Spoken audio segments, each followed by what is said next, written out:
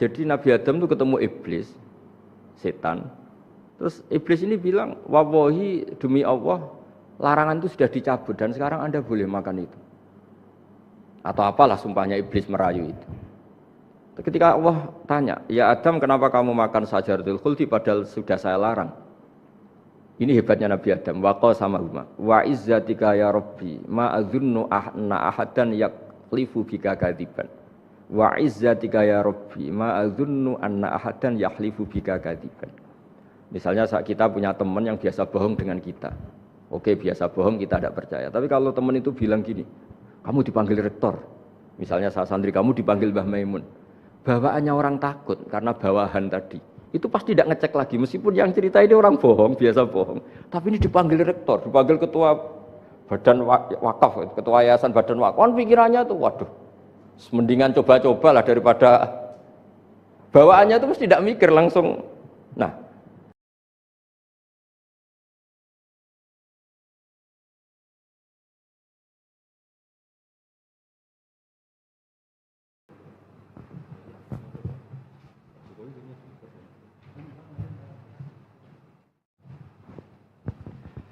Assalamualaikum warahmatullahi wabarakatuh.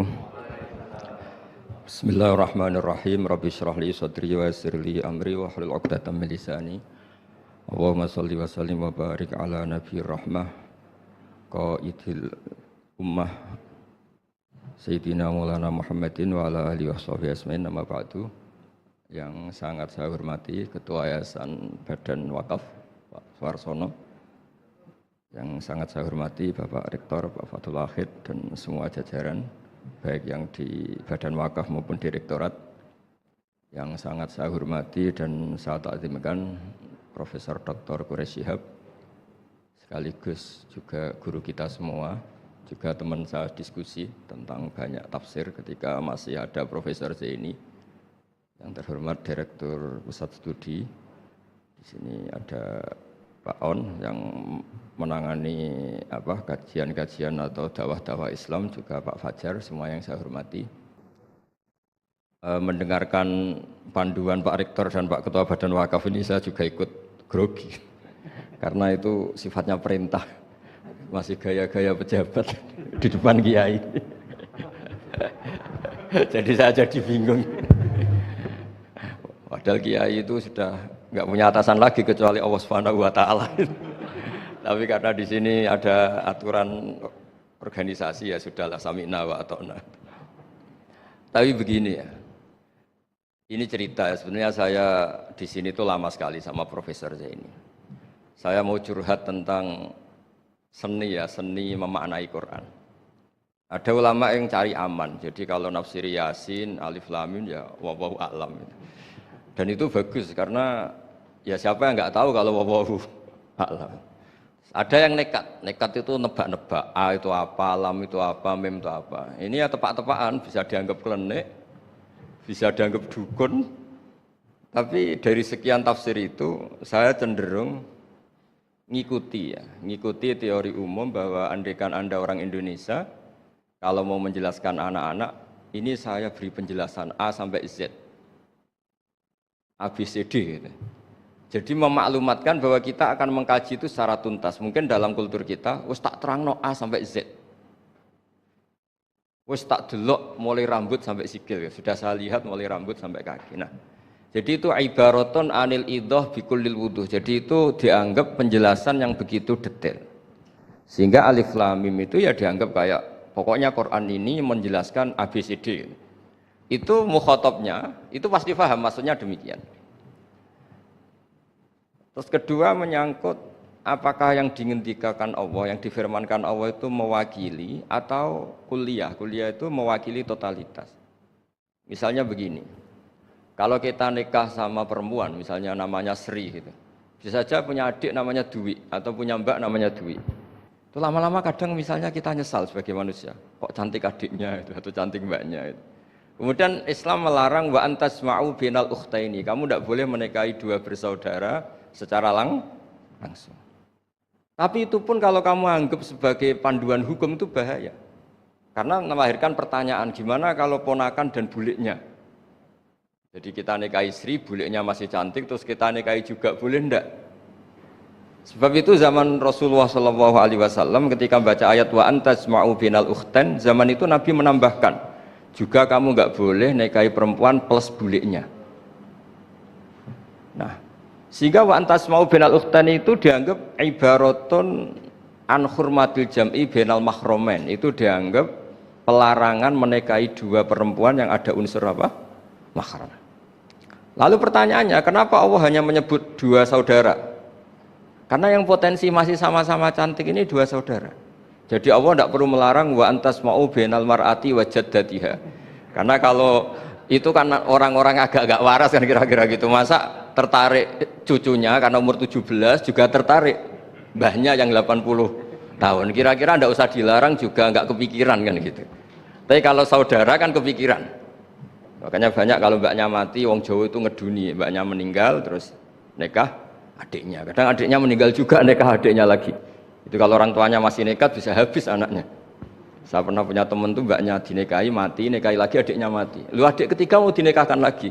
Saya tantang itu habis anak kamu kalau gitu. Nah, sehingga kita yang nekuni fikih itu tahu wa antasma'u binal ukhtan itu bukan harus ukhtan. Nah, makanya terus ulama mengingatkan bahayanya berpegangan Quran nggak didampingi ulama karena nanti akan bilang yang diharamkan Quran itu al-jam'u bainal ukhtain, hanya mengumpulkan dua saudara, berarti sama bulik bude boleh sama mbah boleh, itu bahaya sekali. Karena memang zaman itu Nabi hanya menambahkan wala bainal mar'ati wa ammatiha wala bainal mar'ati wa khalatiha, juga nggak boleh menikahi perempuan plus bulik baik dari bapak maupun bulik dari apa? Ibu.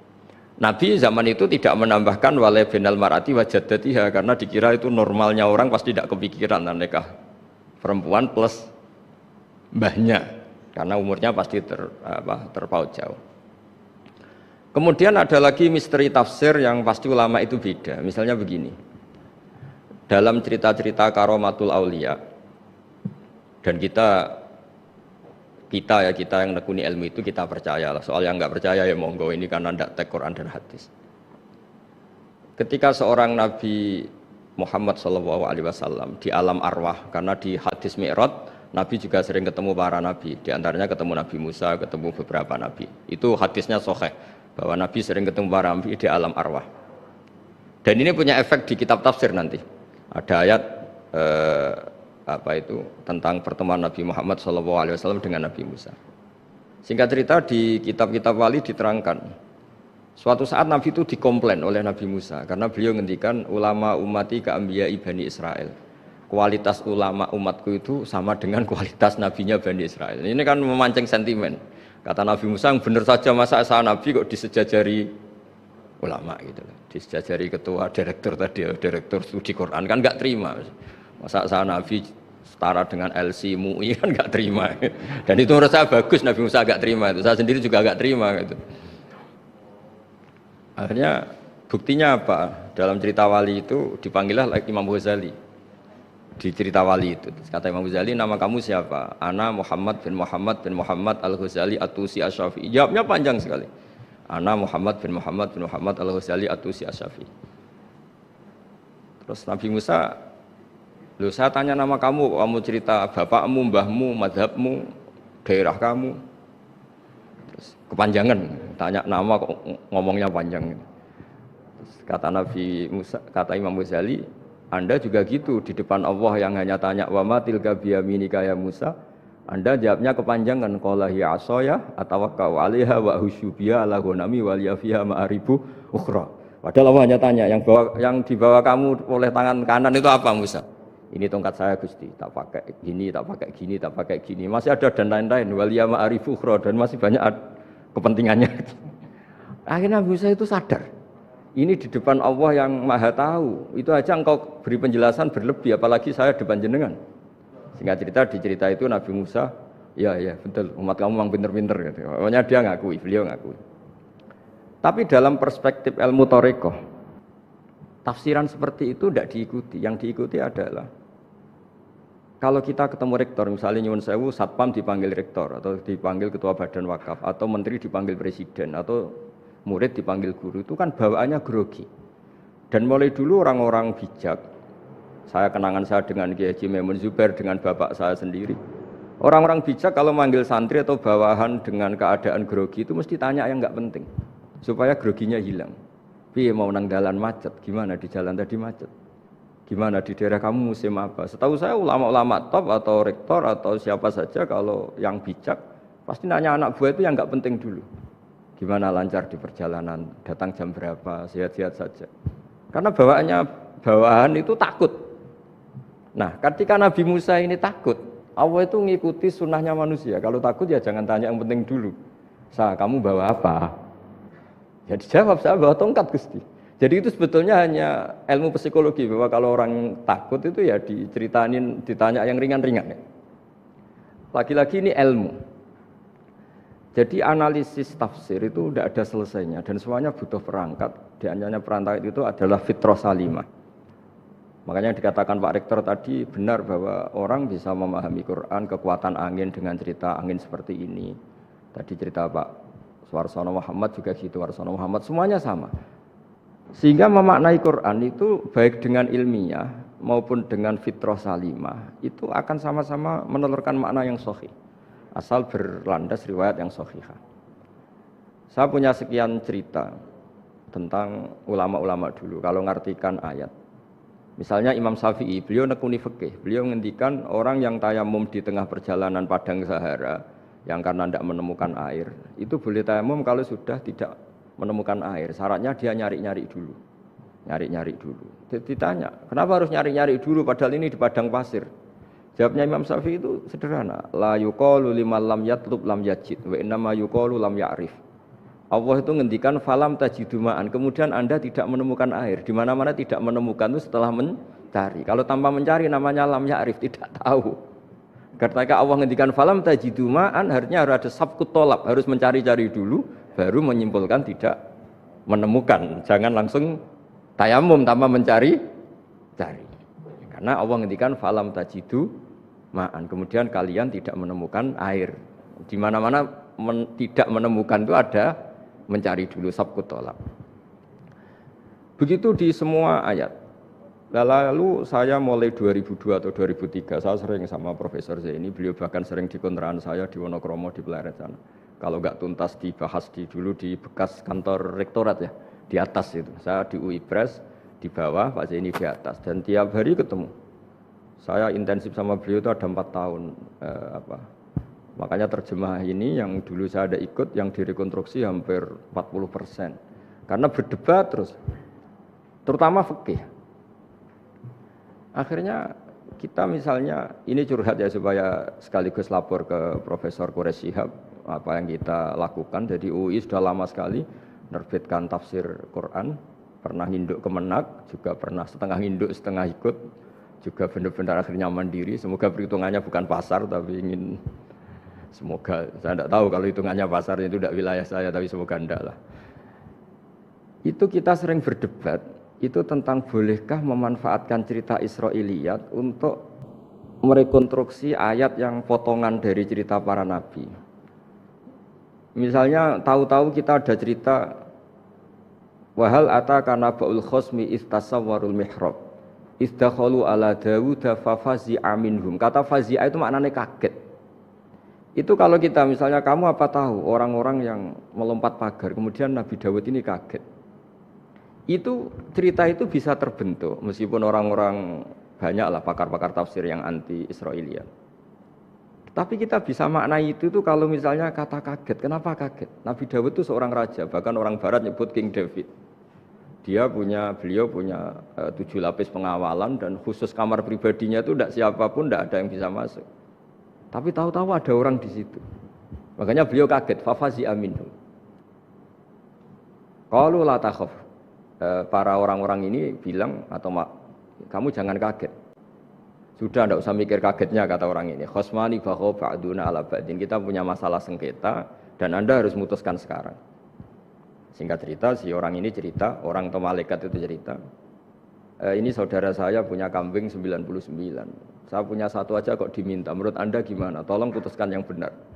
Abu Dawud langsung marah. Wah, kamu itu dolim betul. Sudah punya 99 minta yang satu. Kamu dolim betul. Ngawur betul kamu. Oke, sudah deal gitu, sudah putus. Orang ini senyum-senyum santai terus hilang. Ternyata itu para malaikat. Terus wadonna Dawudu annama fatannahu fastaghfara rabbahu wa kharra raki'a wa anab. Di banyak cerita Israiliyat itu Nabi Dawud itu istrinya 99. Tapi kurang lengkap kayak enggak ada yang seperti itu. Jadi walhasil di cerita itu ada Imra'atu Uria terkenalnya itu yang Nabi Dawud itu kepikiran menikahi itu. Singkat cerita akhirnya Uria ini meninggal, akhirnya dinikahi Nabi Dawud. Akhirnya beliau istighfar karena merasa salah.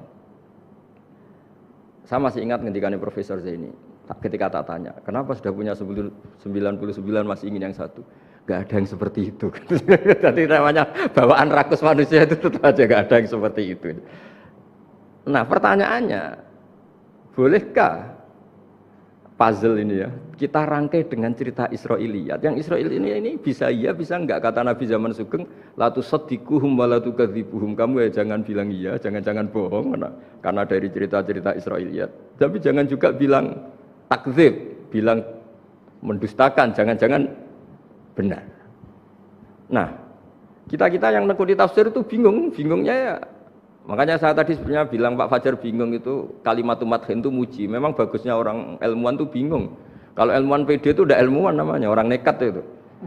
Ilmuwan itu harus satu teori diuji dengan teori yang lain, diperbandingkan terus menyimpulkan saat ini saya memutuskan demikian. Tapi entah suatu saat itu khasnya ilmuwan karena dia harus mikir terus itu. Masih banyak yang seperti itu. Akhirnya ya kita nafsiri ya pokoknya kalau orang sudah punya 3 kok minta yang punya 1 ya rakus lah gitu aja sudah. Apa itu peristiwa perempuan, apa peristiwa harta, peristiwa jabatan. Jadi kalau sudah punya jabatan 1 kok ingin jabatan yang lainnya sanggup saja rakus gitu aja. Terus lalu itu simbol. Makanya ini terus pertanyaannya. Ini apakah simbol ibaratun anman itoma bahwa Allah enggak suka toma atau memang itu fakta? Nah, hal-hal seperti itu yang kita terus menekuni. Kemudian yang ketiga misalnya kita ini sebagai cucu yang kurang baik. Setiap kita pidato cerita dosanya Nabi Adam diusir dari apa? Surga. Dan saya itu orang yang insya Allah disayang Nabi Adam. Saya termasuk cucu yang baik. Di mana-mana saya cerita Nabi Adam itu keren meskipun diusir dari surga.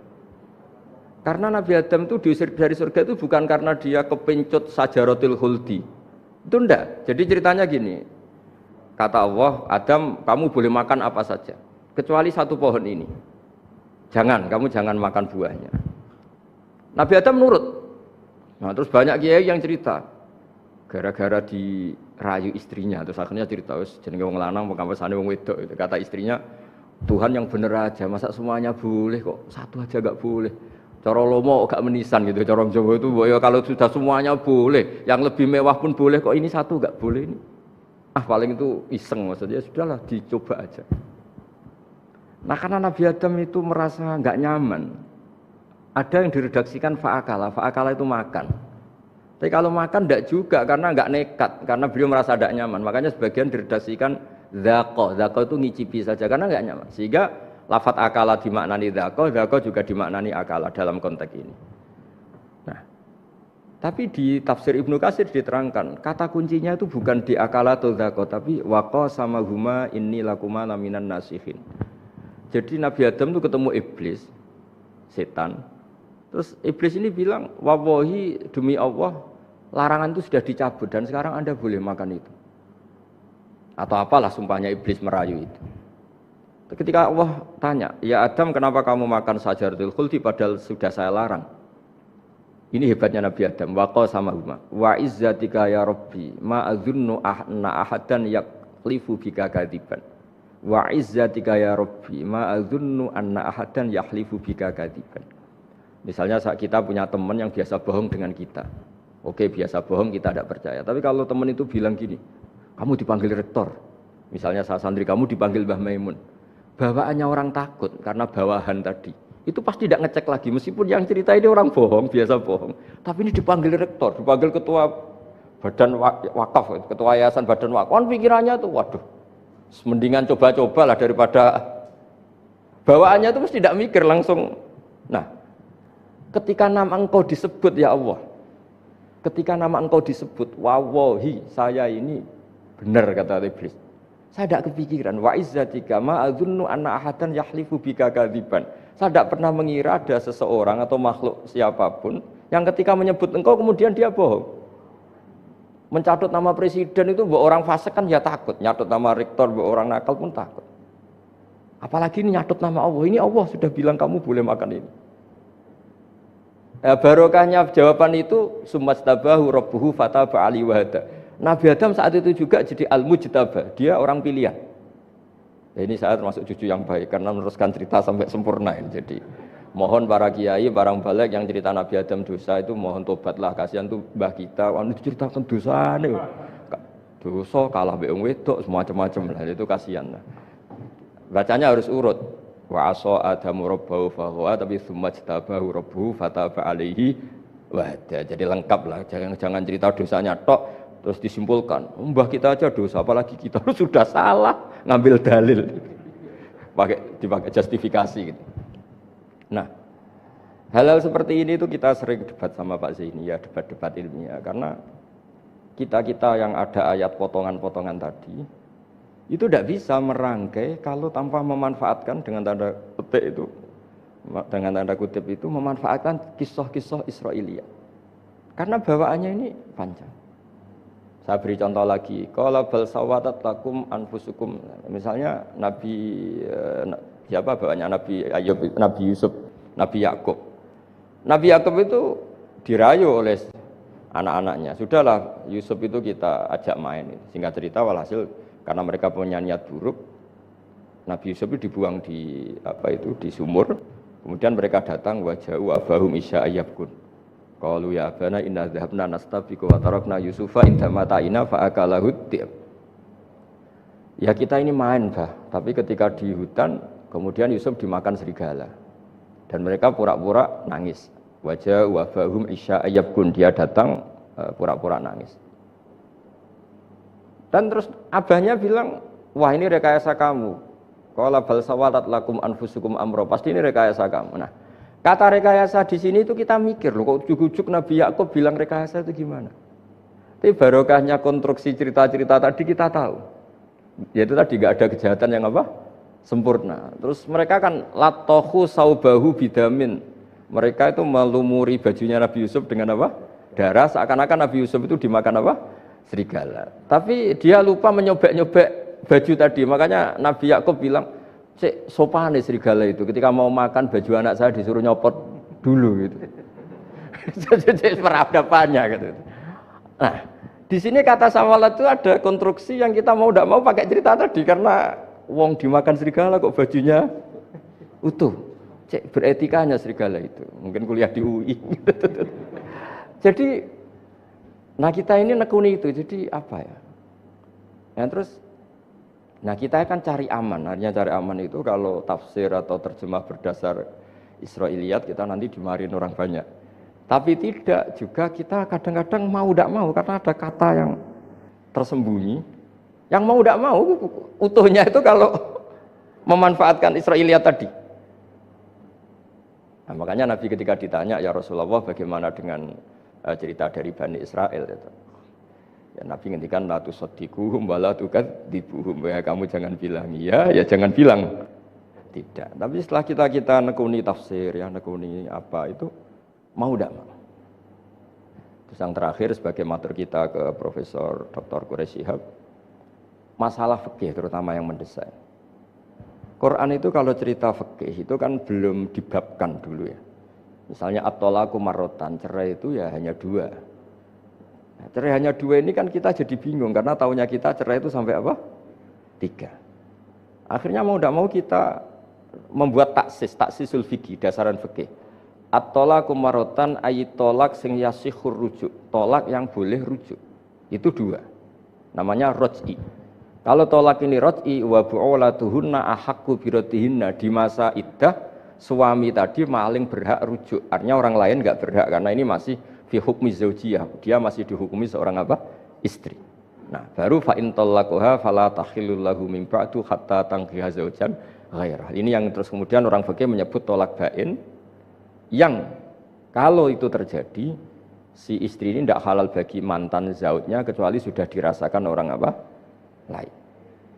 Jadi terus kita ini mikir, hatta tangkiha zaujan ghairah itu ukurannya nikah itu apa? Mayoritas ulama bilang ukurannya nikah bukan sekedar akad, tapi sudah dirasakan orang lain, sudah ada hubungan intim. Memang harus bahasa vulgar ya, karena ini fikih. Ben kapok cara Jawa, oleh nalak tenanan jebule ape balik bojone dirasakno wong liya. Kadang mukhalil ini kebablasan enggak mau ngelepas. Padahal dia kadang mukhalil order, tapi kalau cantik terus menarik kan dia enggak mau lepas. Nah, pertanyaannya itu kan, tapi ada madhab yang meskipun syad, yaitu yang mengatakan ya hanya akad sudah sah, tapi itu di cara bahasa sekarang dibully banyak ulama, disalahkan. Wong tujuannya itu bikin jera, kok hanya akad kan tidak jera. Jadi mukhalilnya hanya akad, setelah akad nanti menceraikan itu sudah cukup. Itu disalahkan banyak ulama karena ketika peristiwa itu terjadi pada istrinya Rifa al-Qurazi, jadi di hadis itu ya vulgar, ya Rasulullah saya ini istrinya Rifa al-Qurazi, kemudian dia mencerai saya, fabat tato lagi, tolaknya sampai habis, kemudian saya nikah sama Abdurrahman bin Zabir. Di hadis ini bukan bacanya bukan Zubair tapi Zabir, Abdurrahman bin Zabir. Tapi orang Arab itu ya agak-agak vulgar. Wa inna ma ma'ahu mislahud batis saw. Tapi alat kelaminnya tuh kiwir-kiwir. Nabi saya tidak mau. Terus Nabi tertawa-tawa di hadis itu ya. Kalau sama tertawa ini sudah sunnah Rasul. Karena pas di hadis itu fatabas sama dohikan. Nabi itu tertawa sampai coro Jawa guyu ngakak. Fatabas sama dohikan, bukan fatabas sama mutabas. Tapi di semua teks hadis fatabas sama dohikan. Nabi tertawa-tawa. Kamu ingin ya sama suami kamu yang pertama. Terus Nabi ngendikan la kata hatta yadzuqa usailataki wa tadzukina usailata. Enggak, sehingga kamu merasakan dia dan dia merasakan kamu. Sehingga ulama mengatakan hatta tangkiha zaujan ghairah adalah sampai hubungan suami istri untuk menjadi mukhalil yang sah. Nah, maksud saya di sini juga matur sama rektor sama ketua badan wakaf ini. Enggak gampang ngamanati jadi direktur. Makanya Pak Fajar minder itu sudah benar. Mendingan noto sandal dari kanan jadi kiri, kiri jadi kanan gitu. Karena PR-nya itu besar dan nanti diaudit. Apalagi kalau dapat gaji lebih besar lagi. Makanya ini kalau bisa Pak Rektor, Pak Badan Wakaf ini nggak usah digaji supaya hisapnya ringan. Sudah keliru dapat uang kan berat hisapnya. Loh saya dulu tanya Profesor Zeni, bertahun-tahun saya kerja di itu nggak kepikiran gaji, sampai sekarang nggak kepikiran. Pak Zeni tahu kalau saya ikhlas. Saya bilang, kok ada orang ikhlas gak Pak? Saya ini anak kiai, cucu kiai, ajaran paling pokok ya ikhlas. Sebetulnya bukan ikhlas banget, karena kalau digaji kok salah itu hisapnya berat. Sudah salah dapat gaji. Jadi mohon ini dipakai percontohan pertama. Ya ini kan kita saudara semua, rileks saja lah. Dipakai percontohan apa? Pertama ada direktur studi apa Pak On tambah apa? Tambah gaji ya? Tambah fulus sih kata ketua DPPAI ini ya. Jadi ini semua matur kita ke Profesor Quraish Shihab supaya beliau nanti bisa ngendikan. Saya termasuk orang yang sangat menghormati beliau dan insya Allah nanti saat tanggal 6 April atau apa juga mau sowan beliau. Dan beliau juga sering curhat, saya juga sering baca tafsir Al-Misbah beliau di Muqaddimah. Dan rata-rata ya curhat. Mau tahlili efeknya gini, mau maudhu'i. Tapi karena memang kita ngadepin teks yang umurnya sudah hampir berapa? 1000, berapa Pak Tamji? 1400 berapa? Ya sekitar 1400 berapa. Tapi tadi dari, makanya kan terus kita kalau nerjemah, terus saya diantara yang saya usulkan ke Profesor Zaini saat itu, saya mau ikut tim asal ada catatan kaki, terus ada beberapa tambahan catatan kaki supaya tadi wa antas mau binal ukhten itu kalau kita misalnya kita kembali ke Quran hadis, Quran saja. Lah kalau ke Quran saja yang diharamkan wa antas mau binal ukhten, padahal di sini juga wala binal mar'ati wa ammatiha wala binal mar'ati wa khalatiha. Terus kita sebenarnya ingin nambahi wala binal mar'ati wajad tapi kan kayaknya enggak kepikiran, ada orang kok. Tapi kalau mbak atau adik itu kepikiran kan? Karena kalau ketemu temannya kan, saya sering punya teman yang dapat dua-duanya teman saya. Kok kamu nikah yang ini? Ya Gus ajane ayu Mbak Yunis dirabi wong. Ya atau yang ayu adike juga, wah saya keduluan Gus ajane aku tak incer adike. Ambek bapake dijokno Mbak Yunis. Lah yang potensi masih begitu itu kan saudara kan, makanya ini yang dilarang Allah wa antas mau benal ukhten, karena yang potensi masih ada rasa ya benal ukhten, tapi bukan berarti yang lain boleh. Makanya hadal jam'u al muharram wa ibaratun an hurmatil jam'i benal mar'aten sing ada hubungan nasab, jadi tidak harus antara apa? Saudara, tapi dua perempuan yang ada hubungan apa? Nasab. Yang andekan salah satu itu lelaki gak boleh kawin, maka dua perempuan ini tidak boleh tahta rajulin wahid. Nah, kemudian ulama bikin kaidah itu ya, dua perempuan yang andekan salah satu ini kok lelaki gak boleh kawin, maka tidak boleh dikumpulkan oleh satu lelaki fi nikahin wahid. Misalnya sepupu itu kan andekan misalnya kamu nikahi Dwi punya sepupu Sri, dari awal kan sepupu itu boleh nikah. Maka andekan kamu poligami dengan cara seperti itu kan nggak masalah. Yang masalah itu apa? Dua perempuan yang andekan salah satu itu lelaki nggak boleh apa? Nikah, berarti dua perempuan ini tidak boleh tahta rajulin wahid. Artinya benal ukhtain ini dianggap ibaratun angkada. Kalau dalam bahasa Balawi disebut itlaqul ba'di wa iradatil kul. Yang disebut sebagian tapi maknanya utuh. Nah, hal-hal seperti itu memang berat. Makanya ini direkturnya sudah nyerah itu. Tapi lebih gampang nyerah lagi kalau nggak dapat gaji. Karena kalau nyerah tok gajinya diterima itu kayaknya gimana gitu. Nah, ini tidak gojlok tapi etika ya. Ini urusan etika. Tapi kalau UI memberi tidak atas nama gaji, atas nama kasihan nggih monggo.